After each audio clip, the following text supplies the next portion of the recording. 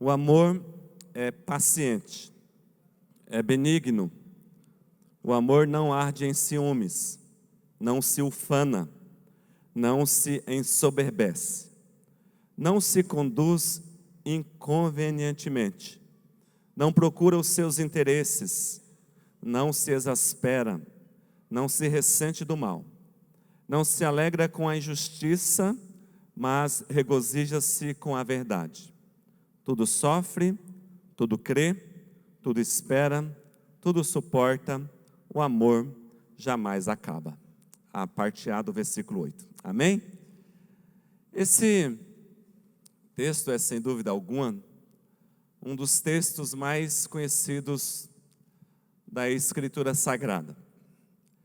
É também um dos textos mais conhecidos sobre o amor, não somente no meio cristão, mas até mesmo fora do meio cristão.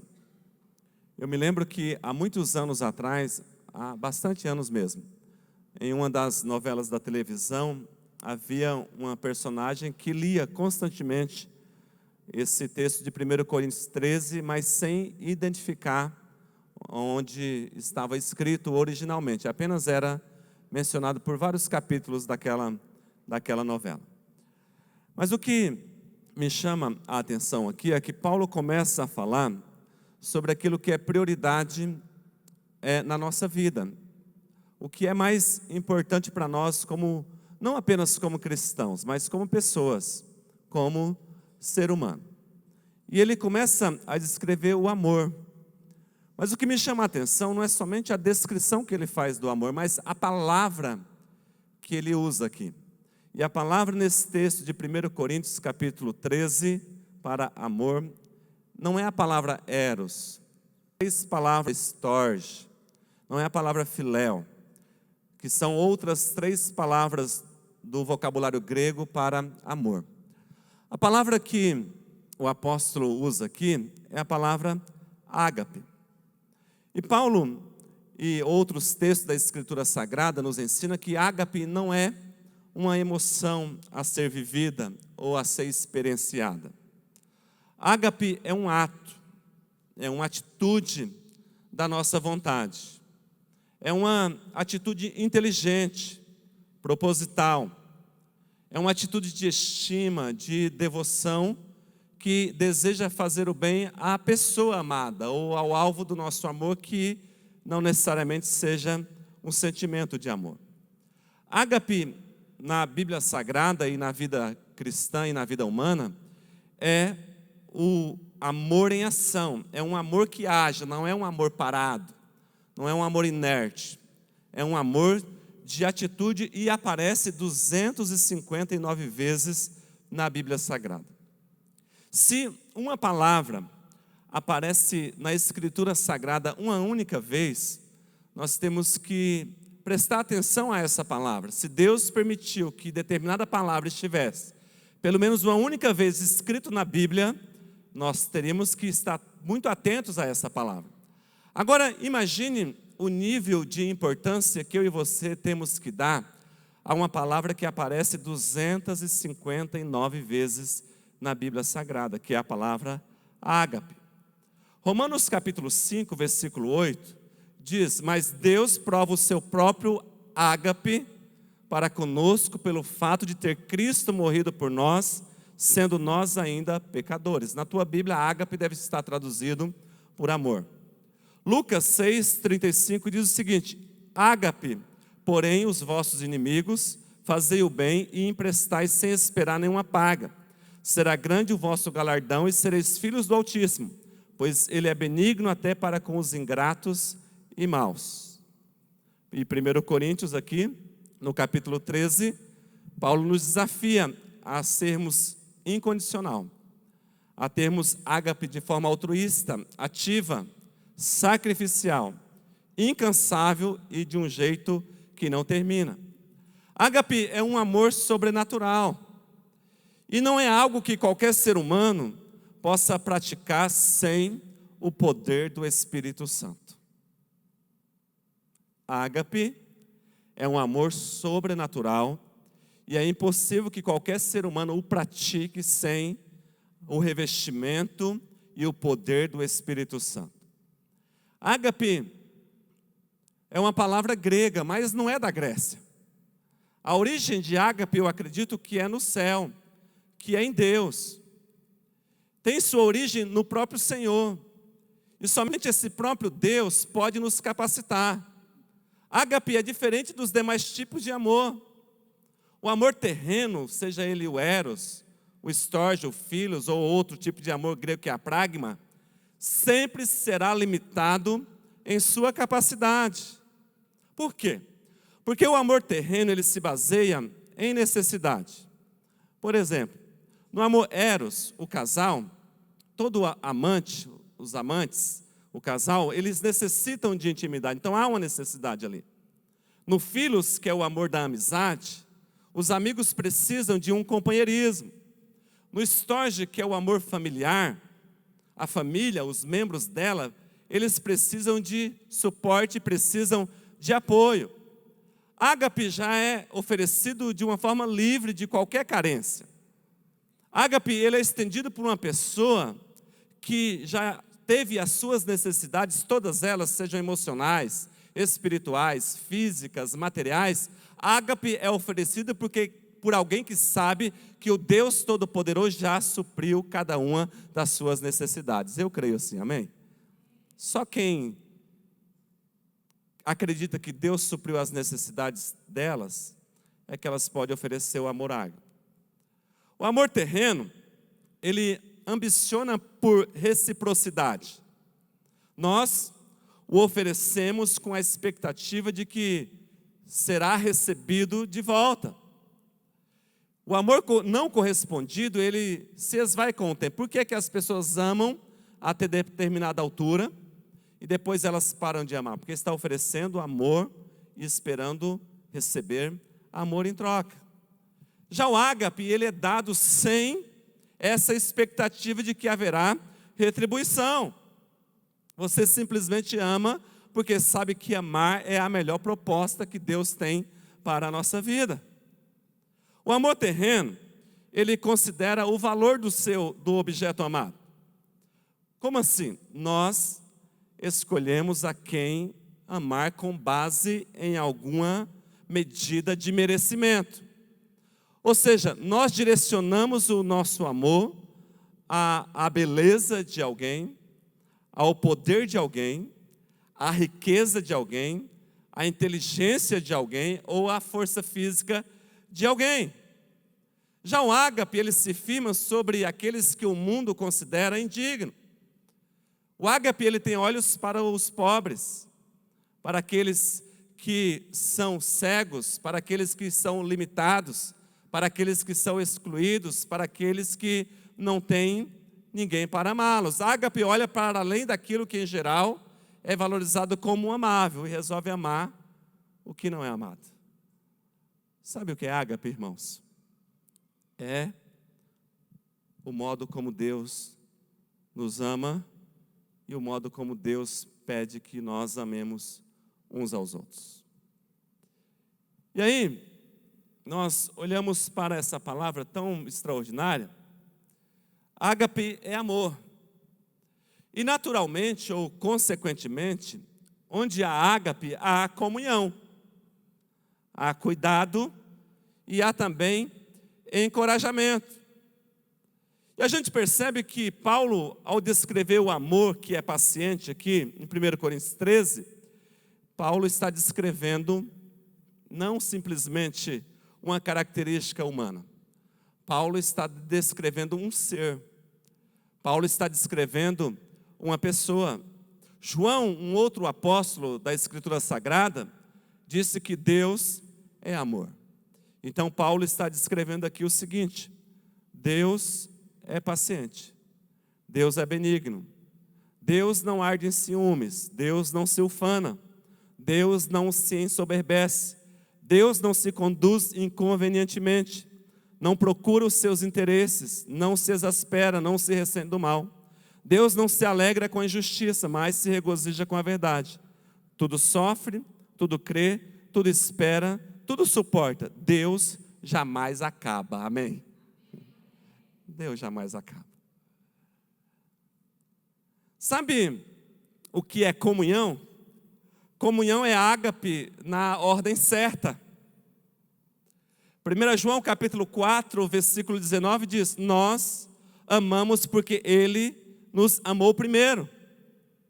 Amamos primeiro a Deus. Segundo, amamos o próximo. O grande mandamento de amar foi dado não para nos mostrar como conseguir as bênçãos e os favores de Deus, mas para mostrar que a única resposta racional ao amor que Deus nos tem dado é amar também. Esse grande mandamento do Senhor tem início com o nosso relacionamento na vertical, quando a gente se move em direção a Deus e depois, consequentemente, a gente tem capacidade espiritual dada pelo Senhor em nos mover em direção a outras pessoas nos relacionamentos horizontais. Se a gente não consegue amar a Deus, que é o grande mandamento, com todo o nosso coração, com toda a nossa alma, com toda a nossa mente e com todas as nossas forças, nós não conseguiremos amar a nós mesmos e nem ao próximo da forma adequada. Sempre haverá uma forma errada de amar o outro se a gente não ama a Deus do jeito certo. O amor certo é em direção a Deus. É o amor de Deus que nos capacita a amar de forma correta a nós mesmos e ao nosso próximo. Ágape, na comunhão, transcende aos nossos sentimentos. Ágape, na comunhão, ele vai além de uma eventual deficiência em nosso amor ao próximo. Se a gente não consegue imitar a Cristo como Paulo nos orientou, a nossa vida precisa ser repensada como nós nos relacionamos com o próprio Deus. Comunhão na vertical deve gerar comunhão na horizontal. Comunhão com Deus deve nos levar a ter comunhão com o outro. Amém? Terceiro, cuidado. Onde há ágape, há cuidado. 1 Pedro capítulo 5, versículo 7 diz: lançando sobre ele toda a vossa ansiedade, porque ele tem cuidado de vós. Deus, ele nunca se esquece dos seus filhos. Nunca. Deus nunca se esquece dos seus filhos. Em qualquer momento, ou em qualquer situação, você pode contar com Deus. Amém? Quando eu e você buscamos a Deus em primeiro lugar, e o seu reino e a sua justiça, Deus cuida das demais coisas. Aleluia. E eu sei que é isso que você veio fazer aqui nesta noite. Você veio buscar Deus acima de todas as coisas. Então todas as outras coisas vos serão acrescentadas para a honra e glória do nome do Senhor Jesus Cristo.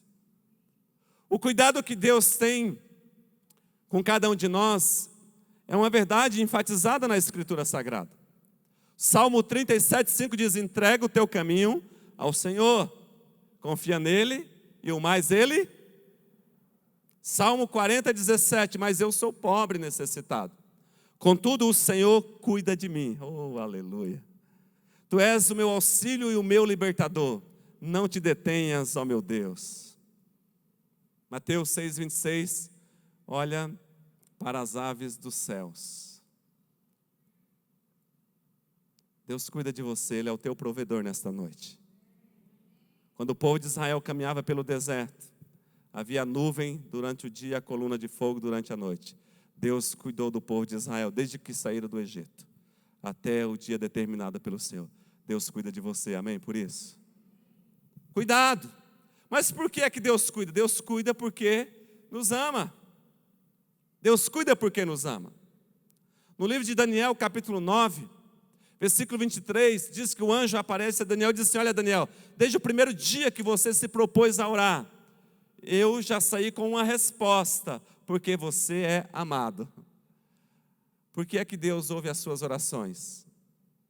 Não é por causa dos seus méritos, não é por causa das suas capacidades, não é por causa dos seus talentos, não é por causa das suas aptidões, não é por causa de qualquer outra coisa, não é nem por causa da oração. Deus ouve as suas orações porque Ele te ama, Porque Ele te ama. Porque Ele te ama. Deus cuida porque nos ama. E Deus cuida porque Ele é soberano. Somente alguém soberano teria e não ter a capacidade para cuidar. Porque não adianta só amar e não ter a capacidade de cuidar. Quantas vezes nós já ouvimos e já falamos e já ouvimos os conselhos para os jovens casais. E eles resolvem casar e não têm as condições, não para o casamento, mas não tem a condição de manter a casa depois. E aí a gente pergunta para eles o seguinte: ei, vocês vão viver do quê? De amor? Não dá para viver só de amor. Não adiantava nada Deus apenas nos amar e não ter poder soberano para cuidar de nós que somos os alvos e objetos do seu amor. Deus, Ele cuida porque ama, mas Deus cuida porque é soberano. Deus, Ele é antes de todas as coisas. Somente alguém que é antes de todas as coisas pode ser soberano. O Salmo 90, versículo 2 diz: antes de nascerem os montes e de criares a terra e o mundo, de eternidade a eternidade, Tu és Deus. Deus é antes de todas as coisas. Mas Deus, Ele não somente é antes de todas as coisas. A Bíblia diz que Deus criou todas as coisas. Colossenses 1,16 diz: pois nele foram criadas todas as coisas nos céus e na terra, as visíveis, você, eu, as visíveis, a terra, as plantas, as estrelas, as montanhas, a água, e as invisíveis, anjos, principados, glória celestial, a nova Jerusalém. Pois nele foram criadas todas as coisas, nos céus e na terra, visíveis e invisíveis, sejam tronos ou soberanias, poderes ou autoridade, todas as coisas foram criadas por Ele e para Ele. Amém. Por Ele e para Ele. Deus, Ele cuida porque é soberano, e Ele é soberano porque Ele sustenta todas as coisas. Então Deus é antes de todas as coisas, Deus criou todas as coisas, Deus sustenta todas as coisas.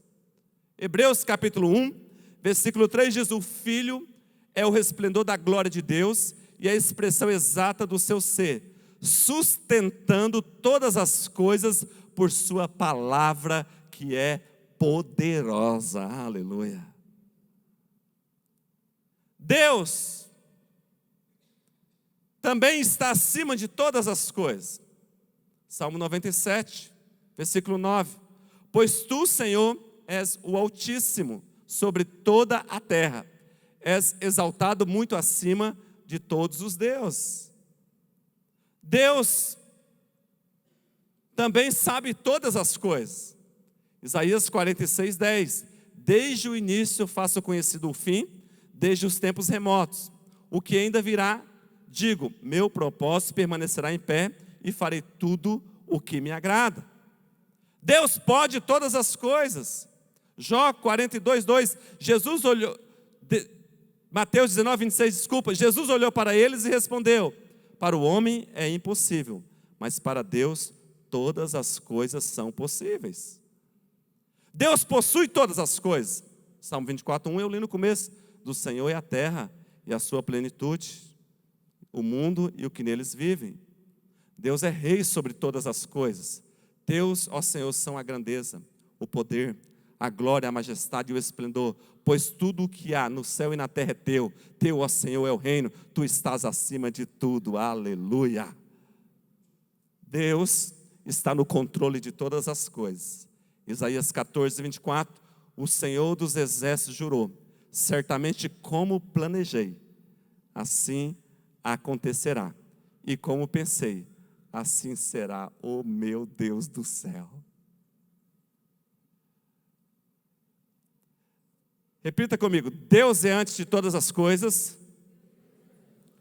Deus criou todas as coisas, Deus sustenta todas as coisas, Deus está acima de todas as coisas, Deus sabe todas as coisas, Deus pode todas as coisas, Deus possui todas as coisas, Deus é rei sobre todas as coisas, Deus está no controle de todas as coisas, Deus me ama e Deus cuida de mim. Aleluia. Você pode celebrar o seu Jesus Cristo nessa noite? Aleluia. Então Deus é ágape, que gera comunhão, cuidado, mas Deus é Deus também de encorajamento. Vamos ser bem sinceros aqui, eu e você. Deus não prometeu dias sem dor. Deus não prometeu riso sem tristeza. Deus nunca prometeu sol sem chuva. Mas Deus prometeu força para o nosso dia a dia. Deus prometeu conforto para as nossas lágrimas. Deus prometeu luz para os nossos caminhos. Aleluia por isso. Deus é extremamente encorajador. Josué capítulo 1, versículo 6, versículo 9, versículo 5, versículo 6 e versículo 9 diz assim: ninguém te poderá resistir todos os dias da tua vida. Como fui com Moisés, assim serei contigo. Não te deixarei, nem te desampararei. Esforça-te e tem bom ânimo, porque tu farás a expor-verdade a terra, que jurei a seus pais lhe daria. Não te mandei eu? Esforça-te e tem bom ânimo. Não te atemorize, nem te espantes, porque o Senhor teu Deus é contigo por onde quer que andares. Aleluia. Aleluia. Atos 23, 11. E naquela noite, o Senhor apareceu a Paulo, pondo-se ao lado dele, e disse: tenha ânimo, Paulo. Assim como testemunhou a meu respeito aqui em Jerusalém, deve fazê-lo também em Roma. Havia uma tempestade acontecendo. Paulo estava numa situação de prisão. Estava sendo transferido de um lugar para o outro. Vem todas as adversidades possíveis naquela viagem. E de repente à noite, o Senhor aparece a Paulo e se coloca do lado dele. E diz a Paulo, talvez com a mão no ombro: tenha bom ânimo, Paulo. Tenha ânimo. Tenha ânimo. Uma das piores características de qualquer ser humano é o desânimo. O desanimado está numa situação pior do que o depressivo. Porque a depressão é caracterizada por altos e baixos, altos e baixos. O desânimo é caracterizado por ausência de alma. A alma da pessoa, é como se a alma da pessoa fosse tirada, devido ao sofrimento que ela está enfrentando. Aí Deus aparece a Paulo e diz assim: tenha bom ânimo, ou seja, que a sua alma volte a você, que você levante o seu rosto e saiba que eu sou contigo por onde quer que você andar. Aleluia. Encorajamento de Deus. Onde nós podemos encontrar encorajamento? Primeiro, na presença de Deus. E como é que a gente chega na presença de Deus? Bíblia e oração.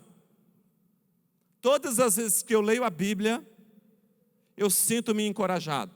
E todas as vezes que eu oro, eu sinto-me encorajado. Só isso, pastor? Só. Palavra e oração é fator de encorajamento na vida. Onde buscar encorajamento? Na providência de Deus. Ou seja, ter fé e esperança que Deus é aquele poderoso de Israel que está disposto a nos ajudar com a sua providência especial. E para isso eu preciso ter o quê? Fé e esperança. Onde eu posso ser encorajado? Na piedade de Deus. Por quê? Porque Ele reconhece e conhece os nossos acertos e sabe que nós nos esforçamos constantemente para agradá-lo acima de qualquer coisa. Onde é que eu encontro encorajamento? No plano de Deus. Eis que eu sei os pensamentos que tenho a respeito de vós, pensamentos de paz e não de mal, para vos dar um futuro e uma esperança. Por que é que eu sou encorajado quando estou no plano de Deus? Porque eu sei que Ele ainda não terminou a sua obra na minha vida e nem na sua. Deus ainda não terminou com você. É por isso que você está aqui nesta noite. Para ser amado por Deus, para ter comunhão com Deus, para ser cuidado, sabe por quê? Para ser encorajado por Deus. Mas não apenas isso. Sabe por que nós estamos aqui nesta noite? Para amar como Deus ama, para ter comunhão, a mesma comunhão que Deus tem, para cuidar um dos outros e para encorajar uns aos outros.